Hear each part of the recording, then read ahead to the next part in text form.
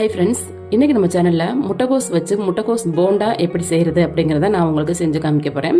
முட்டைகோஸ் சாப்பிட்றதுக்கு ரொம்ப கஷ்டப்படுறவங்க, வேண்டாம் வேண்டான்னு தலைதறிக்க ஓடுறவங்களுக்கு இந்த மாதிரி ஸ்நாக்காக செஞ்சு கொடுக்கும்போது அவங்க ரொம்ப விரும்பி சாப்பிடுவாங்க. வாங்க நம்ம இந்த முட்டைகோஸ் வந்து சாதாரணமாக செய்யாமல் இந்த முட்டைகோஸ் கூட என்னென்ன பொருட்கள் சேர்த்து செய்கிறோம் அப்படிங்கிறத வாங்க வீடியோக்குள்ளே போய் பார்க்கலாம்.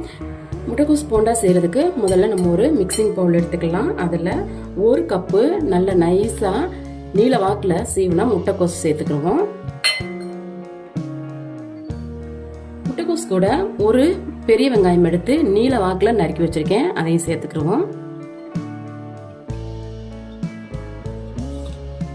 கூடவே 1/4 கப்பு மல்லி இலை நறுக்கி வச்சிருக்கேன், சேர்த்துக்கலாம். 1 இன்ச் அளவுக்கு இஞ்சி எடுத்து சின்ன சின்னதாக நறுக்கி வச்சிருக்கேன். அதே போல ஒரு பச்சை மிளகாய் எடுத்து குட்டி குட்டியாக நறுக்கி வச்சிருக்கேன், இது ரெண்டையுமே சேர்த்துக்கிறோம். கூடவே ஒரு தண்டு கருவேப்பிலை எடுத்து பொடி பொடியாக நறுக்கி வச்சிருக்கேன், அதையும் சேர்த்துக்குவோம். அது கூட ஒரு முக்கியமான பொருள் சேர்க்க போகிறோம். முருங்கைக்கீரை 1 கைப்பிடி அளவுக்கு நம்ம சேர்த்துக்கிறோம். பாருங்கள், இப்படி பிடிக்கும்போது 1 கைப்பிடி இருக்குது, இதை சேர்த்துக்கிறோம். இந்த முருங்கைக்கீரை வந்து இரும்பு சத்து அதிகமாக இருக்கிறதுனால நான் இதை 1 கைப்பிடி சேர்த்துக்கிறேன். இப்போ இந்த முட்டைகோஸ் போண்டா செய்கிறதுக்கு தேவையான உப்பு சேர்த்துக்கிறோம். முதல்ல இதெல்லாம் சேர்த்து நல்லா கலந்துக்கிறோம். முட்டைகோஸ்ல இருந்தும் தண்ணி வரும், வெங்காயத்துல இருந்தும் தண்ணி வரும். நம்ம தண்ணி வந்து முதல்ல எல்லா மாவும் சேர்த்து நல்லா பிசைஞ்சிட்டு தேவைப்பட்டா மட்டும்தான் நம்ம வந்து தண்ணி சேர்க்கணும். முதல்ல தண்ணி சேர்த்துடக்கூடாது. காய்கறிகள் வந்து சாப்பிட மாட்டேன்னு சொல்றவங்களுக்கு வந்து இந்த மாதிரி ஸ்நாக்கா செஞ்சு கொடுக்கும்போது அவங்க நல்லா விரும்பி சாப்பிடுவாங்க. நல்லா பிசைஞ்சு எடுத்துட்டோம். இப்போ நம்ம இதுல 1/4 கப்பு கடலை மாவு, கூடவே 2 டேபிள் ஸ்பூன் மட்டும் அரிசி மாவு சேர்த்துக்கிறோம். கூட 1/4 டீஸ்பூன் பெருங்காயத்தூள், 1/4 டீஸ்பூன் ஜீரகத்தூள், 1/2 டீஸ்பூன் சோம்பு, 1 பிஞ்ச் அளவுக்கு சோடா உப்பு, 1 டீஸ்பூன் மிளகாத்தூள், ஒரு 2 டீஸ்பூன் அளவுக்கு நல்லா கொதிச்சுட்டு இருக்க எண்ணெய் சேர்த்து முதல்ல ஒன்றா கலந்துக்குவோம். நம்ம இன்னும் தண்ணிலாம் சேர்க்கலை. முதல்ல இதை கலந்துட்டு அதுக்கப்புறம் தண்ணி தேவைப்பட்டால் சேர்த்துக்கிறோம். கொதிக்கிற எண்ணெய் சேர்க்கும்போது நம்ம செய்கிற போண்டா வந்து நல்லா கிறிஸ்பியாக வரும். இப்போ இதெல்லாம் சேர்த்து கை வச்சு நல்லா பிசையணும், நல்லா இறுக்கமாகவே பிசையணும். உங்களுக்கு பார்த்தா இப்போ மாவு ஒட்டி பிடிக்காத மாதிரி தான் இருக்கும். இது போக போக நமக்கு வந்து நல்லா கொழ கொழப்பாயிடும் பாருங்க. இப்போ நம்ம எந்த அளவுக்கு ஃபோர்ஸாக பிசைய முடியுமோ அந்த அளவுக்கு நம்ம ஃபோர்ஸாக பிசைஞ்சிட்டோம். மாவு கொஞ்சம் இறுக்கமாகவே இருக்குது. ஸோ நம்ம கொஞ்சமாக தண்ணி சேர்த்துக்கிறோம்.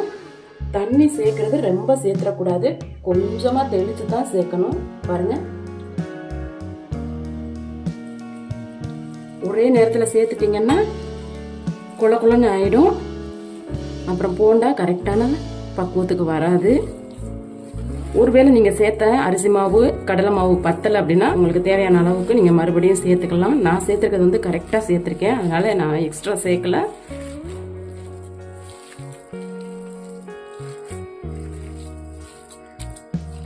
பாருங்க, நம்ம பிசைஞ்சிட்ட மாவு வந்து ஃபர்ஸ்ட் எவ்வளவு கடினமாக இருந்துச்சு, இப்போ பாருங்க நல்லா லூஸ் ஆயிடுச்சு. பாருங்க, இதுதான் கரெக்டான கன்சிஸ்டன்சி. போண்டா போடுறதுக்கு ஏற்ற மாதிரி வந்துருச்சு. அதே சமயத்தில் நம்ம போண்டா போடும்போது எடுத்துக்கிட்டு இறுக்கி இந்த மாதிரிலாம் வந்து கை வச்சு அழுத்தக்கூடாது. தேவையான அளவுக்கு எடுத்து எதுவுமே பண்ணாமல் அப்படியே எண்ணெயில் போடணும், அப்போதான் கரெக்டாக வரும். இதை மூடிலாம் போட்டு வைக்க வேணாங்க. மூடி போட்டு வச்சோம் அப்படின்னா மறுபடியும் இதுலேருந்து தண்ணி வரும், மாவு ரொம்ப லூஸ் ஆகிடும். அப்புறம் நமக்கு போண்டா செய்கிறது கஷ்டமாயிடும். வாங்க இப்போ நம்ம இதை எண்ணெயில் பொரிச்சு எடுத்துருவோம். முட்டைகோஸ் போண்டா பண்ணுறதுக்கு ஒரு கடாய் அடுப்பில் வச்சு எண்ணெய் சேர்த்து எண்ணெய் நல்லா சூடாயிடுச்சு.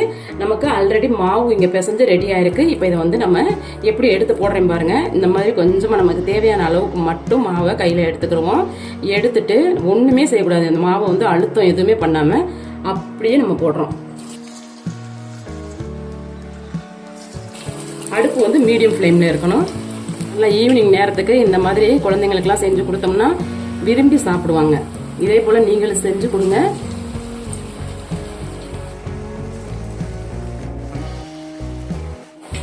அதை உடனே திருப்பி விட்டுறாம ஒரு நிமிஷம் அதுக்கு நம்ம கேப் விடணும். இப்ப திருப்பி விட்டுருவோம். ஒரே சைடு விட்டுறாம திருப்பி திருப்பி விடணும். இந்த பபிள்ஸ் எல்லாம் அடங்கிடுச்சு அப்படின்னா நமக்கு வந்து முட்டைகோஸ் போண்டா ரெடி ஆயிடுச்சுன்னு அர்த்தம். அது வரைக்கும் நம்ம இந்த மாதிரி கரண்டி விட்டு மூவ் பண்ணி கொடுத்துட்டே இருக்கணும்.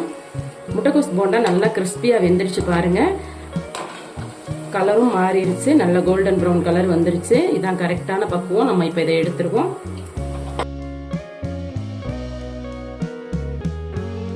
இதே போல மீதி உள்ள இந்த முட்டைகோசையும் வந்து நம்ம போண்டாவா செஞ்சு எடுத்துருவோம்.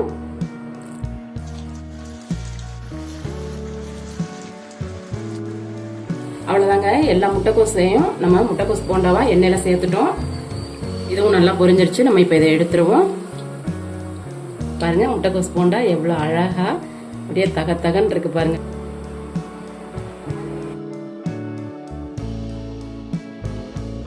பாருங்க, இப்போ நம்ம எல்லா முட்டைக்கோசையும் போண்டாவா பொரிச்சு எடுத்துட்டோம். முட்டைக்கோஸ் போண்டாவோட வந்தாச்சு. கூடவே டொமேட்டோ கெச்சப் வந்து எடுத்திருக்கேன். அருமையான காம்பினேஷன்.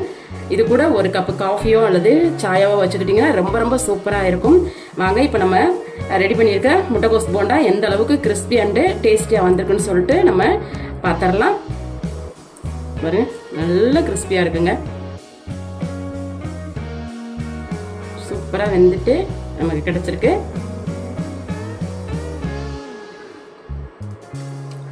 நல்லா கிரன்ச்சியாக இருக்குங்க. செம்ம டேஸ்ட்டாக இருக்குது. டொமேட்டோ கெச்சப்பை கூட இதை டிப் பண்ணி சாப்பிட்றதுக்கு செம்ம சூப்பராக இருக்குது. நீங்களும் இதே போல் செஞ்சு சாப்பிடுங்க. ஈவினிங் ஸ்நாக்கு செம்மையாக இருக்குங்க. உங்கள் வீட்டு குழந்தைங்களுக்கும் இதே போல் செஞ்சு கொடுங்க. ஒன்ஸ் அவங்க டேஸ்ட் பார்த்துட்டாங்க அப்படின்னா விட மாட்டாங்க, திருப்பி திருப்பி கேட்பாங்க. விட்டால் நானே இந்த போண்டா ஃபுல்லாக சாப்பிட்ருவேன். அதனால் நம்ம சீக்கிரமாக வீடியோ முடிச்சுக்குவோம்.